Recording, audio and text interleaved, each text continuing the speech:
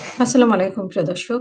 ইরানের পারমাণবিক স্থাপনায় মার্কিন হামলার পরে বিভিন্ন দেশ থেকে আ বিভিন্ন প্রতিক্রিয়া এসেছে। তার মধ্যে মধ্যপ্রাচ্য থেকে যে প্রতিক্রিয়াগুলো এসেছে তা আমরা একটু দেখব।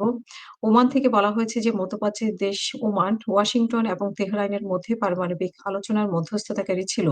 ইরানের পারমাণবিক স্থাপনায় মার্কিন হামলার পর তীব্র নিন্দা জানিয়েছে দেশটি এবং ওমানের সুলতান যুক্তরাষ্ট্র কর্তৃক সরাসরি বিমান হামলার ফলে সৃষ্ট উত্তেজনা গভীর ও নিন্দা জানিয়েছেন।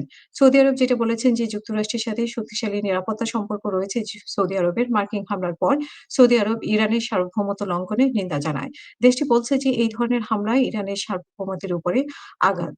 এবং কাতার বলছে যে হামলার পর কাতারের পররাষ্ট্র মন্ত্রণালয় সতর্ক করে বলেছেন যে বর্তমানে বিপজ্জনক উত্তেজনা পরিস্থিতি আঞ্চলিক ও আন্তর্জাতিক পর্যায়ে বিপর্যয়ে পরিণতি ডেকে আনবে। একই সাথে সব পক্ষকে বিচক্ষণতা ও ধৈর্য ধারণের আহ্বান জানিয়ে বিবৃতি দেন।